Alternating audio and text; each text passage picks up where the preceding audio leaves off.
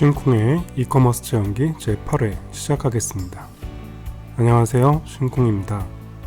오늘은 상품을 고르는 기준을 고민해보는 시간을 갖겠습니다. 좋은 상품이란 뭘까요? 잘 팔리는 상품이 좋은 상품일까요? 그럼 마진율이 높은 상품이 좋은 상품일까요? 잘 팔리는 상품이 좋은 상품일 수도 있고 마진이 높은 상품이 좋은 상품일 수도 있습니다. 하지만 그런 기준으로 좋은 상품인지 판단하면 안 된다고 생각합니다. 왜냐하면 돈을 쫓으면 돈은 달아나기 때문이죠. 자고로 장사란 이익을 남기기보다 사람을 남기기 위한 것이라고 했습니다. 그래서 저는 이런 생각에 이르렀습니다. 무조건 팔리는 상품을 좋은 상품이라고 저는 생각합니다. 사람을 남기기 위한 상품이라면 그 상품은 무조건 팔리는 상품일 겁니다. 사람을 남긴다는 건 관계를 의미하는 것이고 관계는 일방이 아니라 쌍방을 의미합니다. 물건을 팔아서 관계가 맺어지기도 하고 물건을 사서 관계가 맺어지기도 합니다. 위탁 판매란 바로 그런 것입니다. 공급자로부터 물건을 사서 관계를 맺고 소비자에게 물건을 팔아서 관계를 맺습니다. 그래서 장사꾼의 가장 중요한 기본은 상도입니다. 가짜로 속이지 말아야 하며 신용을 목숨처럼 여기고 의리를 지켜야 합니다. 기본적인 상도를 어기며 장사하는 사람은 사기꾼, 도둑놈, 날강도에 지나지 않습니다. 무조건 팔리는 상품 중에 사람을 살리는 의약품이야말로 그 어떤 상품보다 최고의 상품일 겁니다. 하지만 인터넷에서 팔 수 없는 물품입니다. 자, 이제 한 걸음 더 나아가 보겠습니다. 먼저 사람이 살면서 없으면 안 될 것 같은 품목을 골라봅시다. 물론 우리나라 사람들 기준입니다. 의식주에 해당하는 걸 다 고르면 되겠죠? 의에 해당하는 패션, 출산, 육아, 그리고 식에 해당하는 식품과 주방용품, 주에 해당하는 가구 인테리어, 가전 디지털, 생활용품 정도로 선택해봤습니다. 나머지 품목들은 없다고 못 살지 않으니까요. 제외시키겠습니다. 가전에서는 냉난방 가전, 세탁기, 냉장고, TV, 컴퓨터 정도는 요즘 살면서 다 필요하니까 선택해줍니다. 흰색으로 표시된 항목은 있으면 좋은 거지 없다고 살기 힘든 건 아니니까 제외시킵니다. 지금 보시는 소분류는 2019년 11월 25일 쿠팡의 판매 수수료 카테고리 분류로 괄호 안의 숫자는 판매 수수료 정률입니다. 흰색 글씨의 항목들은 우리나라 사람들이 살면서 꼭 필요하지 않다고 생각되는 항목들이라 제외시켰습니다. 포토 프린터가 없고 태블릿 액세서리가 없어서 못 살진 않으니까요. 대신에 세탁기나 냉장고처럼 없으면 살기 힘든 것들은 남겨뒀습니다. 다음은 출산 유아입니다. 중분류에서 제거할 항목이 없군요. 소분류에서 일회용 기저귀 하나면 되지 않나 해서 흰색 항목들은 제거했습니다. 그런데 기저귀 크림 파우더의 판매 수수료가 9.8%나 되는군요. 생활용품에는 뭔가 굉장히 많습니다. 그 중에 꼭 필요하다는 것만 선택해봅니다. 저는 모기 퇴치 용품이 없으면 못 삽니다. 저희 가족은 저와 제 아내 그리고 세 딸 이렇게 5인 가족입니다. 저희 가족이 캠핑을 가면 저만 모기에 물립니다. 제 처와 자식들 입장에서 보면 제가 모기 퇴치 용품인 거죠. 오픈 현실입니다.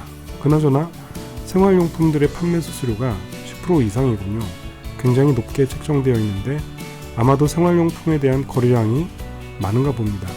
쿠팡 입장에서 보면 특정 카테고리에 해당하는 판매자와 소비자 사이에 거래량이 많으면 서버 사용량이 늘어날 테니 당연히 수수료를 높게 책정하고 거래량이 적은 카테고리에는 적은 수수료를 책정하겠죠. 물론 서버 사용량 이외에 다른 판매 수수료 책정 기준이 있겠지만 가장 기본적으로 수요와 공급의 법칙을 쉽게 생각해 볼 수 있겠습니다. 다음은 식품입니다. 면 종류는 10.9% 높은 판매 수수료를 가지고 있군요. 생각보다 쌀 잡곡류는 5.8%로 낮습니다. 쌀이 쿠팡에서 잘 안 팔리나 봅니다. 쿠팡이 국내 1등 쇼핑몰인데 쿠팡에서 잘 안 팔린다는 건 인터넷으로 쌀을 사 먹는 사람이 많지 않거나 파는 사람이 많지 않거나 어쨌든 거래량이 적다는 거겠죠. 어디까지나 추측입니다. 판매 수수료만 가지고 전체를 판단하는 건 잘못된 겁니다. 그냥 재미로 추측만 해봅니다. 아, 그리고 감자 고구마는 안 먹어도 살 수 있지 않냐고요? 네, 맞습니다. 그런데 제 아내가 감자 고구마를 보면 밥도 마다하는 걸 보면서 밥 대신 감자 고구마로 살 수 있구나 하는 생각을 하게 됐습니다. 그래서 남겨뒀습니다. 다음은 주방용품과 패션을 보겠습니다. 주방용품과 패션은 생각보다 소분류가 많이 나눠져 있지 않았습니다. 기본 소수류만 잘 기억해 두시면 되겠습니다.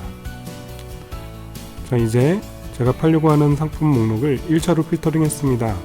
다시 한번 검토해보죠. 없어도 사람이 살아가는데 큰 지장이 없는 항목이 없는지 확인합니다. 결혼하지 않고 혼자 사는 분들도 많습니다. 제 나이 이제 2달이면 50이 되는데요. 친구들 반이 결혼을 안 했습니다.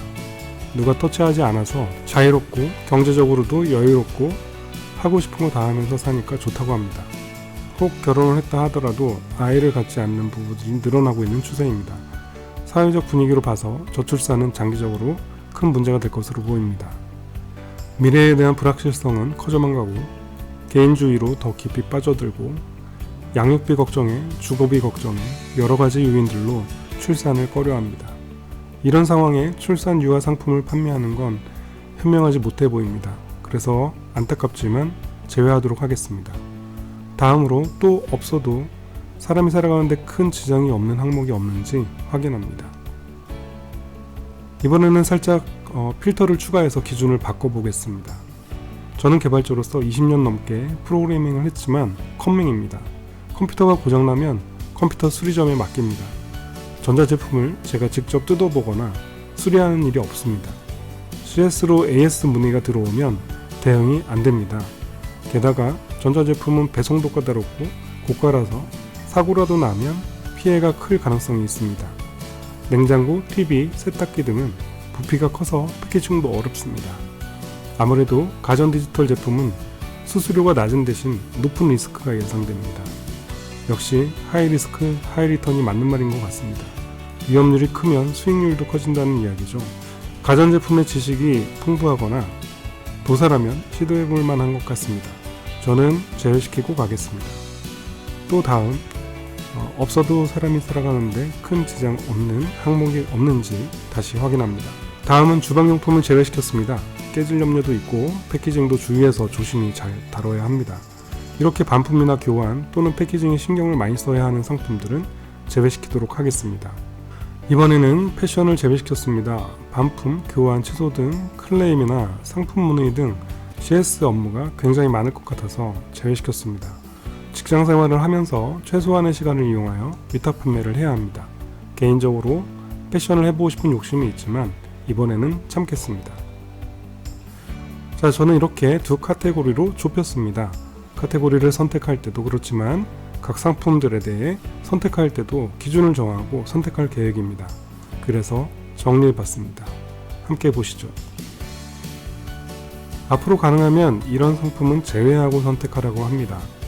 업무 외 시간에 진행할 계획이라 시간적인 여유가 없습니다. 게다가 무분별하게 이것저것 상품을 다 올려놓고 판매하다가 특정 상품에 대한 지식이 부족해서 CS가 들어오면 제대로 응대 못하는 경우가 생기게 될 우려가 있습니다.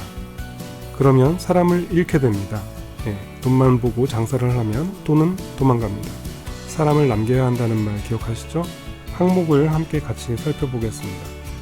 반품 확률이 높은 상품, 취소하기 쉬운 상품, 포장이 어려운 상품, AS가 필요한 상품, 옵션이 많은 상품, 재고 파악이 안 되는 상품, 마진은 적고 손이 많이 가는 상품, 유행 타는 상품, 판매 수수료가 높은 상품, 연령대가 뚜렷한 상품, 대체할 상품이 있는 상품. 이렇게 저는 이 상품들은 가급적이면 제외시키겠다라는 기준을 나름대로 만들어 봤습니다. 여러분도 여러분 나름대로 기준을 세워보시기 바랍니다.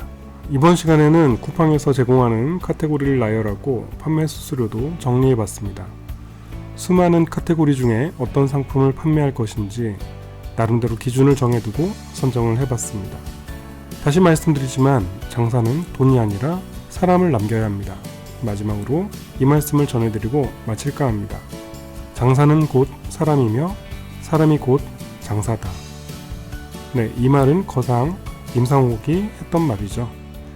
네, 제 방송이 조금이나마 도움이 되셨다면 LSR 부탁드립니다. 시청해주셔서 감사합니다. 다음 시간에 만나요. 안녕.